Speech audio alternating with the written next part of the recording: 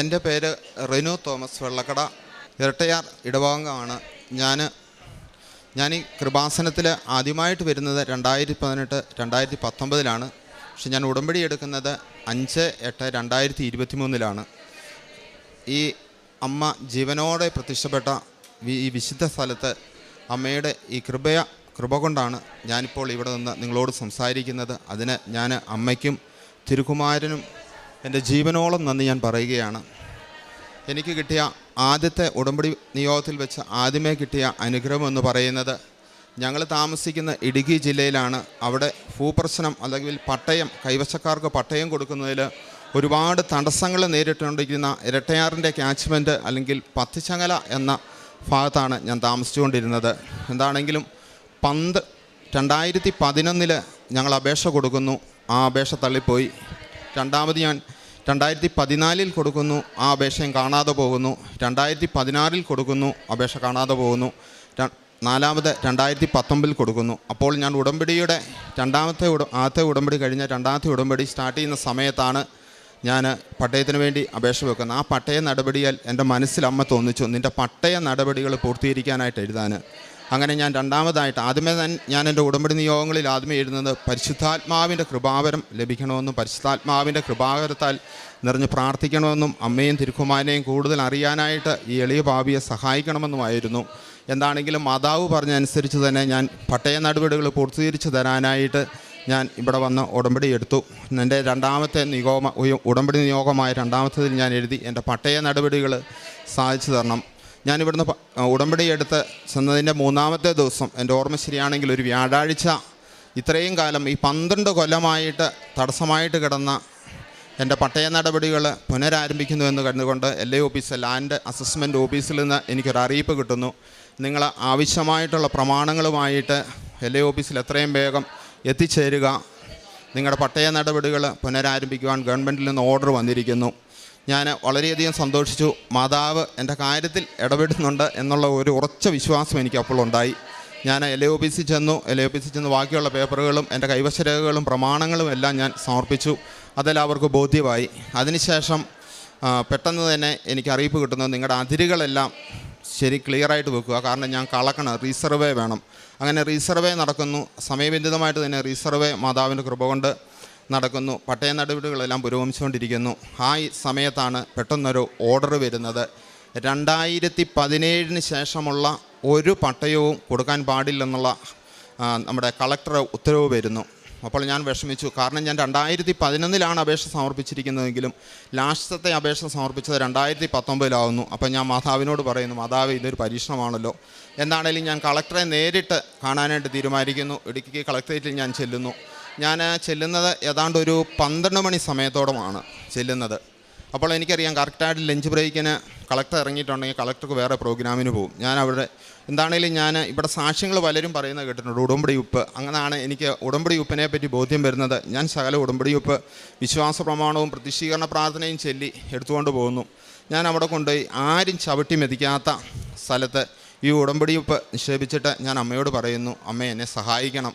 12 മണിയായി, 1 മണിയാകുമ്പോഴത്തേനും, കാരണം 24 പേരുള്ള മോളിൽ 25ാമത്തെ ടിക്കറ്റാണ് ടോക്കണാണ് എനിക്ക് കിട്ടിയിരിക്കുന്നത്. അതുകൊണ്ട് എനിക്ക് കളക്ടറെ കാണാൻ പറ്റുകയില്ല. അത് മറ്റുള്ള ആരുടെയും അവകാശം ലംഘിക്കാനല്ല, എൻ്റെ ഈ നടപടി ഒന്ന് പൂർത്തീകരിച്ച് കിട്ടാൻ വേണ്ടിയാണ്. അതാണ് ഞാൻ ഉദ്ദേശിച്ചതും. എന്താണ് ഞാൻ ഉപ്പിട്ട് കഴിഞ്ഞപ്പോൾ അവിടുന്ന് അമ്മീൻ ഇറങ്ങി വന്നിട്ട് ആ വാതിൽക്ക് നിന്ന് എന്നെ വിളിക്കുകയാണ്. അപ്പം ഞാനോർത്ത് എൻ്റെ അടുത്തിരിക്കുന്ന ആളെയാണെന്ന്. അപ്പം പറഞ്ഞല്ല, താങ്കളെ തന്നെയാണ് വിളിക്കുന്നത്, നിങ്ങൾ കയറി വരാൻ പറയുന്നു. എന്താണെങ്കിൽ അവിടെ ചെല്ലുന്നു. ഞാൻ കൈയും കെട്ടിയൊക്കെ വളരെ ഭവ്യതയോടെ നിൽക്കുന്നു. എന്നോട് പറഞ്ഞു ഇരുന്നോളാൻ പറഞ്ഞു. ഇല്ല, ഞാൻ പറഞ്ഞില്ല മാം, ഞാൻ നിന്നോളാം, നിങ്ങൾക്കൊക്കെ ഇരിക്കാൻ വേണ്ടിയായി കസേര എന്നോട് പറയുന്നു. ഞാൻ അവിടെ ഇരുന്നു. എന്താണ് പ്രശ്നമെന്ന് ചോദിക്കുന്നത്. ഞാൻ ഈ ആപ്ലിക്കേഷൻ സബ്മിറ്റ് ചെയ്യുന്നു. കളക്ടർ അത് വായിച്ചു നോക്കിയിട്ട് എന്നോട് ചോദിക്കുകയാണ്, അപ്പോൾ ഞാൻ ഉത്തരവിട്ടതാണോ കുഴപ്പമായെന്ന് ചോദിച്ചു. ഞാൻ പറഞ്ഞു, മാം അങ്ങനല്ല, 2011 ഞാൻ അപേക്ഷ വെക്കുന്നു, ആ അപേക്ഷ കാണാതെ പോകുന്നു.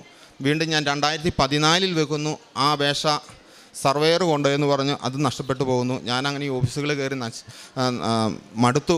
അതുകൊണ്ടാണ് ഞാൻ 2019 വെച്ചത്. പക്ഷേ മാം ഉത്തരവിട്ടേക്കുന്നത് 2017 ശേഷമുള്ള അപേക്ഷകളൊന്നും പരിഗണിക്കേണ്ട, അതുകൊണ്ട് എനിക്ക് മുൻകാല പ്രാബല്യത്തോടെ എൻ്റെ അപേക്ഷ ഒന്ന് പരിഗണിച്ചാൽ മതി എന്ന് പറയുന്നു.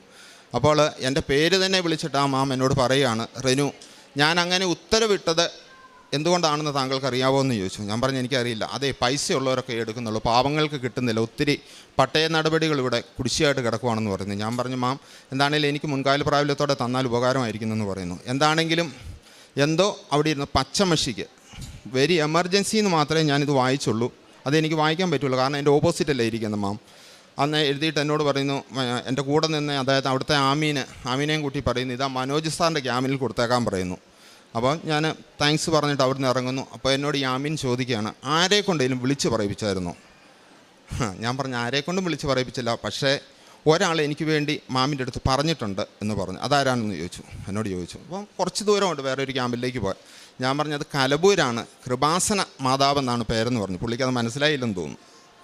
അങ്ങനെയാണ് എൻ്റെ പട്ടയം കിട്ടുന്നത്. അതും ഒരു രസമുണ്ട്. എൻ്റെ പട്ടയം എല്ലാം കിട്ടി, എൻ്റെ തണ്ടപ്പേര് പിടിച്ച് പേരിൽ കരം കെട്ടി കഴിഞ്ഞ് 2 ദിവസം കഴിഞ്ഞപ്പോൾ ഹൈക്കോടതി പട്ടയം റദ്ദ് ചെയ്യുന്നു. പക്ഷേ എൻ്റെ തണ്ടപ്പേര് പിടിച്ചതുകൊണ്ടും എനിക്ക് കരമടയ്ക്കാൻ പേര് കൂട്ടി കരം കെട്ടാൻ സാധിച്ചതുകൊണ്ടും എൻ്റെ പട്ടയം റദ്ദായിട്ടില്ല ഇപ്പം വരെ. അതും മാതാവ് സമയബന്ധിതമായി, സമയത്തിന് മേൽ അധികാരമുള്ള പരിശുദ്ധ കന്യാമറിയം കൃപാസന പ്രസാദമര മാതാവ് ഇടപെട്ടതാണെന്നാണല്ലോ എൻ്റെ പൂർണ്ണമായിട്ടുള്ള വിശ്വാസം. എൻ്റെ രണ്ടാമത്തെ സാക്ഷി ഞാൻ പറയുന്നത്, ഏതാണ്ട് ഒരു 13 വയസ്സ് തൊട്ട് എൻ്റെ ഇടത്തെ കാലിന് ഒരു ഒക്കേഷനിൽ ഒരു സീസണബിലി ഒരു അസുഖം വരുമായിരുന്നു. ഭയങ്കരമായിട്ട് മസിൽ പെയിൻ വരുമായിരുന്നു. അത് ഈ മഴക്കാറൊക്കെ ഇങ്ങനെ മുകളിൽ കൂടിയിട്ട് മഴ പെയ്യാത്ത സാഹചര്യത്തിൽ ഞാൻ കിടന്നുറങ്ങിയിട്ടില്ല. രാത്രി 12 മണി 1 മണിയൊക്കെ ആകുമ്പോഴത്തേന് ഈ മസിൽ ഉരുണ്ട് കയറും, അങ്ങനെ ഒരു അസുഖം ഉണ്ടായിരുന്നു. പക്ഷേ ഞാൻ മെഡിസിനൊന്നും എടുക്കാൻ പോയില്ല. പക്ഷേ കൃപാസന തൈലം അതാണ് എൻ്റെ ഏറ്റവും വലിയ മെഡിസിന്. ഞാൻ പ്രതിഷ്ഠീകരണ പ്രാർത്ഥനയിൽ എനിക്ക് വേദനയുള്ള സമയങ്ങളിലൊക്കെ ഞാൻ അമ്മയോട് പറഞ്ഞിട്ട്, അമ്മയുടെ മഹത്വത്തിന് വേണ്ടി, അങ്ങേൻ്റെ തിരുക്കുമാരൻ്റെ മഹത്വത്തിന് വേണ്ടി എൻ്റെ ഈ വേദന കുറച്ച് തരണമേന്ന് പറഞ്ഞ് ഞാൻ ചെല്ലി ഈ ഉടമ്പടി തൈലം ഞാൻ പ്രയോഗിച്ചു, പലപ്പോഴായിട്ട് പ്രയോഗിച്ചു. പക്ഷേ ഇപ്പം വരെ എനിക്ക് പിന്നെ ആ വേദന ഉണ്ടായിട്ടില്ല. അതാണ് എൻ്റെ രണ്ടാമത്തെ സാക്ഷ്യം. അതാണ് എൻ്റെ ഉടമ്പടി തൈലത്തിൻ്റെയും ഉപ്പിൻ്റെയും ശക്തിയാണ് ഞാൻ പറയുന്നത്. എൻ്റെ അമ്മയുടെ സാന്നിധ്യമാണ് ഞാൻ ഈ സാക്ഷ്യമായിട്ട് നിങ്ങളോട് പറയുന്നത്. എൻ്റെ മൂന്നാമത്തെ സാക്ഷ്യമെന്ന് പറയുന്നത്, എൻ്റെ വിലപ്പെട്ട രേഖകളെല്ലാം കൂടെ കൂടിയുള്ള ഒരു ഫോൺ നഷ്ടപ്പെട്ടു. ഞാൻ പോകുന്ന വഴിക്ക് അത് മിസ്സായി പോയി. അപ്പോൾ ഞാൻ വളരെയധികം വിഷമിച്ചു. കാരണം എനിക്ക് ഒരു വിലപ്പെട്ട രേഖകളായിരുന്നു അതിൻ്റെ അകത്ത് ഉണ്ടായിരുന്നത്. എന്താണെങ്കിലും ഞാൻ ആ ഫോണിലേക്കൊന്ന് വിളിച്ചു. ആദ്യം ഒരു റെസ്പോൺസും കിട്ടിയില്ല. രണ്ടാമത് ഞാൻ വിളിച്ചു, അന്നപ്പോൾ ഒന്ന് സ്വിച്ച് ഓഫ് ആയി. മൂന്നാമത് ഞാൻ വിളിച്ചപ്പോൾ ഒരു വ്യക്തി എടുത്തു. എന്നിട്ട് എന്നോട് ചോദിച്ചു, ഇന്നയാളാണോ? അതെ. ഞങ്ങൾ എവിടെ ഈ ഫോൺ കൊണ്ട് വരേണ്ടത്? ഫോൺ ഞങ്ങളുടെ കയ്യിലുണ്ടെന്ന് പറഞ്ഞു. ഏതാണ്ട് ഒരു 5 കിലോമീറ്റർ, എൻ്റെ വീട്ടിൽ നിന്ന് 5 കിലോമീറ്റർ അപ്പുറം അവർ വരാമെന്ന് പറഞ്ഞ് ഞാൻ അവിടെ ചെന്ന് ഞാൻ ഈ ഫോൺ മേടിക്കുന്നു. അതും കൃപാസന മാതാവ് ഇടപെട്ടത്. അതിന് മുമ്പായിട്ട് ഞാൻ എൻ്റെ പഴയൊരു ഫോൺ എടുത്തിട്ട് ഈ ഉപ്പും തൈലവും ഈ ഫോണിൽ പുരട്ടി പ്രാർത്ഥിച്ചു. അതുകൊണ്ട് മാത്രം അത് കിട്ടിയത്. അത് ഞാൻ അവർ ചെന്നപ്പോൾ ഒരു വൈഫും ഒരു ഹസ്ബൻഡ് ആൻഡ് വൈഫാണ് ഇതെനിക്ക് തരുന്നത്. അവരെ ഞാൻ കണ്ടിട്ടില്ല അതിന് മുമ്പ്. അപ്പം ഞാൻ ചോദിച്ചു, എങ്ങനെ ഇത് കിട്ടിയത്? അപ്പം പറഞ്ഞ്, ഞങ്ങൾ വണ്ടിക്ക് ഇങ്ങനെ വരുമായിരുന്നു, അപ്പോൾ ഇത് വഴിയിൽ ഈ ഫോണ് ചെളിക്കകത്ത് താന്നിട്ട് നേരെ നിൽക്കുകയായിരുന്നു. അപ്പോൾ മാതാവിൻ്റെ പടമാണ് ഞാൻ വിളിച്ചപ്പം തെളിഞ്ഞു വന്നത്. അത് ഇല്ലായിരുന്നില്ല എൻ്റെ ജീവിതത്തിൽ വളരെയധികം പ്രോബ്ലം ഉണ്ടാകുമായിരുന്നു. അതും എൻ്റെ കൃപാസന മാതാവിൻ്റെ തിരുത്തൈലവും ഉപ്പും ഞാൻ പ്രയോഗിച്ചുകൊണ്ടാണ് അത് ലഭിച്ചതെന്നാണ് ഞാൻ പൂർണ്ണമായിട്ട് ഞാൻ വിശ്വസിക്കുന്നത്. മൂന്നാമതായിട്ട് എൻ്റെ പിതാവ് ഏതാണ്ട് ഒരു 62 കൊല്ലമായിട്ട് പുകവലിക്കുമായിരുന്നു. എന്താണെങ്കിലും ഉടമ്പടി തൈലം ഉപയോഗിച്ചതുകൊണ്ട് എൻ്റെ പിതാവിൻ്റെ പുകവലിശീലം ഏതാണ്ട് 18-19 മാസമായിട്ട് ഇപ്പോൾ വരെ ഒരു സിഗരറ്റ് പോലും വലിച്ചതായിട്ട് എനിക്കറിവില്ല, വലിച്ചിട്ടുമില്ല. അത് ഞാൻ മാതാവിൻ്റെ ഉടമ്പടി തൈലത്തിൻ്റെ ശക്തി കൊണ്ടാണെന്ന് ഞാൻ പൂർണ്ണമായിട്ടും വിശ്വസിക്കുന്നു. എന്താണെങ്കിലും എൻ്റെ ഈ മാതാവ് പ്രത്യക്ഷപ്പെട്ട ഈ പുണ്യഭൂമിയിൽ, മാതാവിൻ്റെ പാദം തിരിഞ്ഞ ഈ പുണ്യഭൂമിയിൽ വന്ന് വളരെ കാലമായിട്ട് ഞാൻ സാക്ഷ്യം പറയണമെന്ന് ആഗ്രഹിക്കുകയായിരുന്നു. അതിന് അമ്മ മാതാവ് എന്നെ അനുഗ്രഹിച്ചതിനെ ഓർത്ത്, അല്ലെങ്കിൽ അനുവദിച്ചതിനെ ഓർത്ത് അമ്മ മാതാവിനും തിരുക്കുമാരനും 1000 മാത്രം ഞാൻ പറയുന്നു. കാരുണ്യ പ്രവർത്തനങ്ങൾ ഞാൻ ചെയ്തത്, ഇവിടുന്ന് കിട്ടുന്ന പത്രം സമയബന്ധിതമായിട്ട് തന്നെ ഞാൻ അതിൻ്റെ കൂടെ അത്രയും തന്നെ ഉടമ്പടിയല്ല കാശ് രൂപം മേടിക്കും സ്റ്റാളിൽ നിന്ന്. അതും കൂടെ കൂട്ടിയാണ് കൊടുക്കുന്നത്. പിന്നെ ആരെങ്കിലും കിടപ്പ് രോഗികളൊക്കെ ഉണ്ടെങ്കിൽ ഞാൻ മാതാവിനെ അനുവാദം ചോദിച്ചിട്ട് ഈ തൈലം ശല ഉപ്പും തേനൊക്കെ അവർക്ക് കൊടുക്കും. എന്നിട്ട് അവിടെ നിന്ന് പ്രതിഷ്ഠീകരണ പ്രാർത്ഥനയൊക്കെ ചെല്ലിയാണ്. അല്ലാതെ പത്രം വെറുതെ കൊടുത്തിട്ട് ഞാൻ പോവുകയല്ല. അവരോട് ചോദിക്കും, നമുക്കൊന്ന് പ്രാർത്ഥിച്ചാലോ? അങ്ങനെ പ്രാർത്ഥിച്ചിട്ട് ഒരുപാട് പേർക്ക് രോഗസൗഖ്യമൊക്കെ കിട്ടിയിട്ടുണ്ട്. രണ്ടാമത് ഞാൻ ഈ കേരളത്തിലെ 14 ജില്ലകളിലും ഉടമ്പടി പേപ്പർ മേടിച്ച് എല്ലായിടത്തും പൂർണ്ണമായിട്ട്, എല്ലാ ജില്ലകളിലും പൂർണ്ണമായിട്ടില്ല, ഒരു സിറ്റിയിലെങ്കിലും ഞാൻ വിതരണം ചെയ്തിട്ടുണ്ട്. കൂടാതെ ഞാൻ ബംഗാളി പേപ്പർ മേടിച്ച്, ഞങ്ങൾക്ക് തന്നെ പണിക്കാരുണ്ട്, ഞങ്ങളുടെ അടുത്ത് പണിക്കാരുണ്ട്, അവർക്കെല്ലാം ബംഗാളിലുള്ള പേപ്പർ മേടിച്ച് കൊടുത്തിട്ടുണ്ട്. പിന്നെ തമിഴ് പേപ്പർ, ഞങ്ങൾ തമിഴ്നാടിനോടനുബന്ധിച്ച് കട്ടപ്പനയല്ല താമസിക്കുന്നത്. അപ്പം തമിഴ് പേപ്പർ പിടിച്ച കമ്പം, തേനി, കോയമ്പത്തൂർ വരെ കൊണ്ടു കൊടുത്തിട്ടുണ്ട്. പിന്നെ ഇംഗ്ലീഷ് എല്ലാ ജില്ലകളിലും തന്നെ കൊടുത്തിട്ടുണ്ട് കേരളത്തിലെ. 14 ജില്ലകളിലും കൊടുത്തിട്ടുണ്ട്. പിന്നെ ഉടമ്പടി പേപ്പർ ഞാൻ വീട്ടിൽ കൊണ്ട് അന്നേരം തന്നെ വെക്കുമല്ല, പിറ്റേ ദിവസം തന്നെ കൊടുത്തു തീർക്കും. പിന്നെ ഞാൻ ഇടയ്ക്ക് ഇവിടെ തിരിയും സാധനങ്ങളൊക്കെ മേടിക്കാനായിട്ട് വരുമ്പം തന്നെ ഉടമ്പടി പേപ്പർ മേടിച്ചുകൊണ്ടാണ് പോകുന്നത്. ആ കൂടെ കാശ് രൂപയോ കൊന്തയോ എന്തെങ്കിലുമൊക്കെ മേടിക്കും. പിന്നെ പ്രാർത്ഥനാ പുസ്തകം, പ്രത്യക്ഷീകരണത്തിൻ്റെ ഉടമ്പടി പുതുക്കലിൻ്റെയും പ്രാർത്ഥനാ പുസ്തകം ആവശ്യമുള്ളവർക്ക് മേടിച്ചു കൊടുക്കും.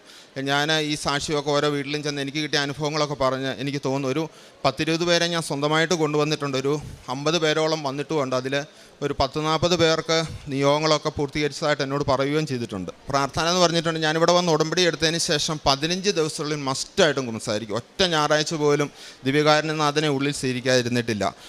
ഇനിയും എനിക്ക് ഞങ്ങളുടെ അടുത്ത ഒരു അന്തോണിസ് പുണ്യാളൻ്റെ കപ്പേളയുണ്ട്. അതെല്ലാ ചൊവ്വാഴ്ചയും ആ കപ്പേളയിൽ പോലും ഒവേന കൂടുന്നതിന് മുമ്പായിട്ട് അവിടെ കൺവെൻഷ്യൽ ഫാദേഴ്സിൻ്റെയാണ്, അവിടെ കുമ്പസാരമുണ്ട്. എല്ലാ ആഴ്ച തന്നെ ഞാൻ കുമ്പസാരിക്കാൻ ശ്രമിക്കും. ചിലപ്പോൾ വലിയ ആളാണെങ്കിൽ ഞാൻ 15 ദിവസം പൂർണ്ണമായിട്ടും 15 ദിവസത്തിൽ പൂർണ്ണമായിട്ടും കുമ്പസാരിക്കും. പിന്നെ ഞാൻ ബുധനാഴ്ചയും ശനിയാഴ്ചയും അന്ന് ഒരു നേരമേ ഭക്ഷണം കഴിക്കുകയുള്ളൂ. ആ ഭക്ഷണത്തിൻ്റെ നമുക്ക് എത്രയാവുന്നുണ്ടോ അത് ഞാൻ മാറ്റിവെച്ച് എന്താ പറയുന്നത് കാരുണ്യപ്രവർത്തനത്തിനായിട്ട് വിനിയോഗിക്കും. അതുപോലെ തന്നെ എൻ്റെ എന്തെങ്കിലും ഒരു സാമ്പത്തിക സഹായത്തിനായിട്ട് ഒരാൾ ഹ്യൂജായിട്ടുള്ള എമൗണ്ട് ഒന്നും കൊടുക്കുകയില്ല, എന്നാലും എൻ്റെ വരുമാനത്തിന് ഉള്ള ഒരു രീതിക്ക് തകുതിക്കുള്ള പൈസയൊക്കെ ഞാൻ കൊടുക്കും. രോഗികൾക്കും അനാഥർക്കൊക്കെ കൊടുക്കും. അതൊക്കെയാണ് എൻ്റെ ചെയ്തേക്കുന്നത്. ഇതൊക്കെ കുറവാണെന്ന് എനിക്ക് തോന്നുന്നത്. മാതാവും തിരുക്കുമാരനും എനിക്ക് തന്നേക്കുന്ന അനുഗ്രഹങ്ങളും സ്നേഹമൊക്കെ വെച്ചാണ് ഇത് കുറവാണ്.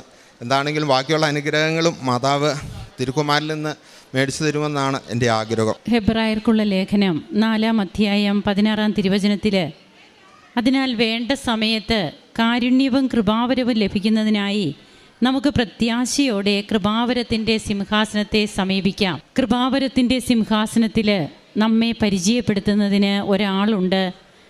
സ്വർഗത്തിൻ്റെയും ഭൂമിയുടെയും ഇടയിൽ നമുക്ക് വേണ്ടി മധ്യസ്ഥം വഹിക്കുന്ന പരിശുദ്ധ കന്യകാമറിയം അമ്മയാണ് ഈശോയുടെ അടുത്ത് നമുക്ക് വേണ്ടി മധ്യസ്ഥം വഹിക്കുക. അങ്ങനെ ലൂക്കായുടെ വിശുദ്ധ സുവിശേഷത്തിൽ ശതാധിപൻ 7-ാം അധ്യായത്തിൽ ചില യഹൂദ പ്രമാണികൾ യേശുവിൻ്റെ അടുത്ത് ചെന്ന് പറയുന്നുണ്ട്. അതായത് തൻ്റെ ഭൃത്യനെ സുഖപ്പെടുത്തണമേ എന്ന് ശതാധിപൻ യഹൂദ പ്രമാണികളെ വിട്ട് ഈശോയോട് പറയുമ്പോൾ ആ വ്യക്തികൾ ഈശോയോട് പറയുന്നുണ്ട്, നീ ഇത് ചെയ്തു കൊടുക്കാൻ അവൻ അർഹനാണ്, എന്തെന്നാൽ അവൻ നമ്മുടെ ജനത്തെ സ്നേഹിക്കുന്നു. പരിശുദ്ധ അമ്മ ഈശോയുടെ അടുത്ത് നമുക്ക് വേണ്ടി ഓരോന്ന് പറഞ്ഞു കൊടുക്കും. അവൻ പറയുന്നത് പോലെ ചെയ്യുക എന്ന അമ്മയുടെ ആ തിരുവചനം, ആ വചനമനുസരിച്ചുള്ള ഒരു ഉടമ്പടി ജീവിതം ഓരോ മക്കളും ഓരോ കുടുംബവും നയിക്കുമ്പോൾ അമ്മ പറയും, നീ ഇത് ചെയ്തു കൊടുക്കാൻ ഈ മകൻ അർഹനാണ്, ഈ മകൾ അർഹയാണ്. അവൻ പറയുന്നത് പോലെ ചെയ്യുന്ന ഒത്തിരിയേറെ അനുഭവങ്ങൾ തൻ്റെ ജീവിതത്തിൽ താൻ ഉടമ്പടി എടുത്തപ്പോൾ മുതൽ ചെയ്യുന്നത് എന്താണെന്നൊക്കെ ഇവിടെ റേനു തോമസ് പറയുന്നുണ്ട്. ഇവിടെ എങ്ങനെയാണ് സമയബന്ധിതമായി തൻ്റെ കാര്യം നടന്നു കിട്ടുക? 12 വർഷമായി തങ്ങൾക്ക് പട്ടയം സ്വന്തമായിട്ടില്ല. ഇടുക്കിയിലെ ഇരട്ടയാർ പ്രദേശത്ത് ഭൂമിയുടെ അവസ്ഥയൊക്കെ എങ്ങനെയൊക്കെയാണ്, പട്ടയത്തിൻ്റെയൊക്കെ കാര്യം, ഇതെല്ലാം നമുക്കൊക്കെ അറിയാവുന്ന കാര്യങ്ങളാണ്. അപ്പോൾ ഈ ഒരു അവസ്ഥയിലാണ് ഈ മകൻ എത്ര പ്രാവശ്യം 2011 മുതൽ തനിക്ക് പട്ടയം കിട്ടുന്നതിന് വേണ്ടിയിട്ട് അപേക്ഷ സമർപ്പിക്കുന്നതാണ്. അതെല്ലാം നഷ്ടപ്പെട്ടു പോയി എന്നാണ് ഓഫീസിൽ പിന്നീട് അന്വേഷിക്കുമ്പോൾ പറയുക. പിന്നീട് ഉടമ്പടി എടുത്ത് താൻ ഈ കാര്യമൊന്നും വെച്ചില്ല, പരിശുദ്ധാത്മാവിനെ കൊണ്ട് നിറയണം, അതാണ് ഏറ്റവും ആദ്യത്തെ നിയോഗം. ആദ്യത്തെ ഉടമ്പടി നിയോഗവും ഉടമ്പടി എടുക്കുമ്പോഴും അതായിരുന്നു. രണ്ടാമത് പുതുക്കാൻ വന്നപ്പോഴും അത് തന്നെ വെച്ചു. മനസ്സിൽ അമ്മ തോന്നിച്ചു എന്നാണ് പറയുക, നിൻ്റെ ഭൂമിയുടെ കാര്യം നീ എഴുതുക, സമയബന്ധിതമായി അത് നിനക്ക് ചെയ്തു കിട്ടണമെന്ന് നീ എഴുതുക എന്ന് തൻ്റെ ഉള്ളിൽ തന്നോട് പറയുന്ന ഒരു സ്വരം. പെട്ടെന്ന് തന്നെ ഈ മകനത് നിയോഗം വയ്ക്കുന്നു. ഒരാഴ്ചയ്ക്ക് ശേഷം തനിക്ക് ഓഫീസിൽ നിന്ന് കോള് വരുന്നതും പിന്നീട് അങ്ങോട്ട് തടസ്സങ്ങളൊക്കെയാണ്. അതായത് ഇനി ഇത് കിട്ടാൻ യാതൊരു ചാൻസുമില്ല, ഓൾറെഡി കളക്ടർ ഉത്തരവിട്ടു, ഏത് വർഷം മുതലുള്ളവർക്കാണ് ഇത് ലഭിക്കുക എന്നൊക്കെ. അപ്പോൾ പിന്നീട് വരുന്നതൊക്കെ തടസ്സങ്ങളാണ്. എന്നാൽ ദൈവത്തിൻ്റെ മഹത്വം പ്രകടമാക്കാൻ വേണ്ടി വരുന്ന തടസ്സങ്ങൾ. ലാസർ മരിച്ചു കഴിയുമ്പോൾ ഇത് ദൈവമഹത്വം പ്രകടമാക്കാൻ വേണ്ടിയിട്ടുള്ള ഒരു മരണമായിട്ടാണ് ലാസറിൻ്റെ മരണത്തെ ഈശോ തിരുവചനങ്ങളിലൂടെ നമ്മോട് പറയുക. അതുപോലെ തന്നെ പിന്നീട് ഈ മകൻ എങ്ങനെയാണ് കളക്ടറിനെ നേരിട്ട് കാണാനായിട്ട് പോകാൻ സാധിക്കുന്നതെന്നും അവിടെ ചെന്നതിന് ശേഷം തനിക്ക് ഇതുവരെ ഉണ്ടായിരുന്ന ഒരു സ്വീകരണമോ ഒന്നുമല്ല, അതായത് തന്നോടൊരു വാക്കുപോലും പറയാത്തവർ വലിയൊരു സ്വീകരണം തനിക്ക് തരുന്നു. തൻ്റെ കൂടെയുള്ളത് ഉടമ്പടി കാശുരൂപം, വെഞ്ചരിച്ച ഉപ്പ്, ഇതൊക്കെ കൊണ്ടാണ് ഈ മകൻ പോകുന്നത്. അപ്പോൾ അങ്ങനെ പരിശുദ്ധ അമ്മയെയും കൊണ്ട് പോകുമ്പോൾ അമ്മയ്ക്കാണ് അവിടെ സ്വീകരണം കിട്ടുക, ഈശോയാണ് അവിടെ മഹത്വപ്പെടുക.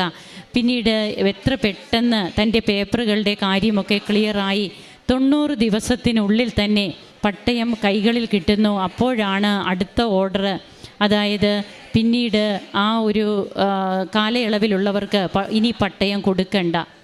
തനിക്ക് അതിൻ്റെ എല്ലാ ആധാരവും തണ്ടാധാരവും ഒക്കെ കിട്ടിക്കഴിഞ്ഞതുകൊണ്ട് തനിക്ക് വീണ്ടും ഒരു പ്രശ്നവും ഉണ്ടായില്ല. തന്നെ പോലെ ഇനിയും എത്രയോ പേർക്ക് അവിടെ കിട്ടാനുണ്ടെന്നാണ് ഈ മകൻ പറയുക. ആരാണ് നിങ്ങൾക്ക് വേണ്ടി ഇവിടെ സംസാരിച്ചത് കളക്ടറിനോടെന്ന് ചോദിക്കുമ്പോൾ കലവൂര് കൃപാസന മാതാവ് എന്നാണ് ഈ മകൻ മറുപടി പറയുക. അതുകൊണ്ട് തന്നെയാണ് സമയബന്ധിതമായി നമുക്ക് കാര്യങ്ങൾ നടന്നു കിട്ടുന്ന എത്രയോ സംഭവങ്ങൾ, എത്രയോ അനുഭവ സാക്ഷ്യങ്ങൾ കൊണ്ട് യൂട്യൂബ് മൊത്തം സമ്പൂർണ്ണമാണ്. അതായത് അത്രയേറെ സാക്ഷ്യങ്ങളുടെ ഒരു നീണ്ട നിര തന്നെ നമുക്കുണ്ട്. അങ്ങനെ ഈ മകന് തനിക്കുള്ള ഏറ്റവും വലിയ ഒരു തൻ്റെ ആവശ്യം അത് നടന്നു കിട്ടുന്നു. അതാണ് ടൈം ഷോർട്ടനിങ്. പിന്നീട് അങ്ങോട്ട് തൻ്റെ ഒരു അസുഖം മാറുന്നത് 13 വയസ്സിൽ തുടങ്ങിയത്, അതും ഉടമ്പടി തൈലം പൂശി പ്രാർത്ഥിച്ചു കഴിഞ്ഞിട്ട് പിന്നീട് ഇന്ന് വരെ തനിക്കുണ്ടായിട്ടില്ല. വീണ്ടും മൊബൈൽ ഫോൺ കാണാതെ പോകുമ്പോൾ അത് കണ്ടു കിട്ടുന്നത് തൻ്റെ പപ്പയുടെ 60 വർഷമായ പുകവലി, അത് ഒറ്റ നിമിഷം കൊണ്ട് മാറുകയാണ്. ഉടമ്പടി തൈലം പപ്പയ്ക്ക് വേണ്ടി ഉപയോഗിക്കുന്നു. പിന്നീട് അതുണ്ടായിട്ടില്ല.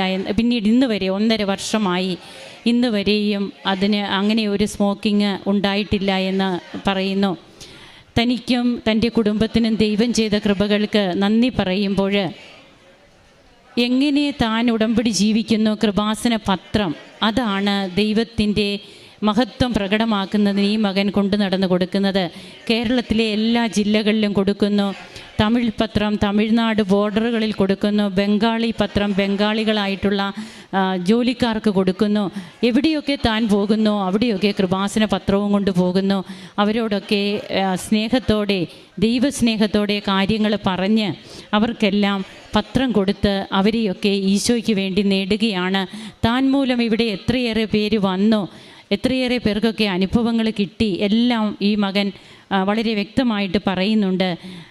അതുകൊണ്ട് തന്നെയാണ് 17-ാം അധ്യായത്തിലെ ഉൽപ്പത്തി പുസ്തകത്തിൽ പറയുന്നുണ്ട്, സർവശക്തനായ ദൈവമാണ് ഞാൻ, എൻ്റെ മുമ്പിൽ വ്യാപരിക്കുക, കുറ്റമറ്റവനായി വർത്തിക്കുക, നീയുമായി ഞാൻ എൻ്റെ ഉടമ്പടി സ്ഥാപിക്കും. ഈ വാഗ്ദാനം ഇന്ന് നിറവേറിക്കൊണ്ടിരിക്കുകയാണ്. ഇത് 1-2 പേർക്കല്ല, ഉടമ്പടി എടുക്കുന്ന എല്ലാവർക്കും ഇത് ലഭിക്കും. നാമാണ് ഇത് വാങ്ങിച്ചെടുക്കേണ്ടത്.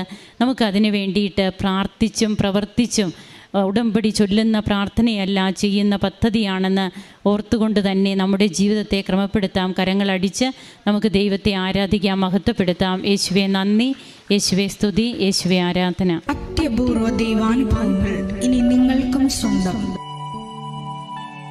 ഈ യൂട്യൂബ് ചാനൽ ഇതുവരെ സബ്സ്ക്രൈബ് ചെയ്തിട്ടില്ലെങ്കിൽ ഇപ്പോൾ തന്നെ സബ്സ്ക്രൈബ് ചെയ്യുക. ഈ വീഡിയോ ഇപ്പോൾ തന്നെ നിങ്ങളുടെ സുഹൃത്തുക്കൾക്ക് ഷെയർ ചെയ്തുകൊണ്ട് കർത്താവിൻ്റെ പ്രേക്ഷിതരാകുക.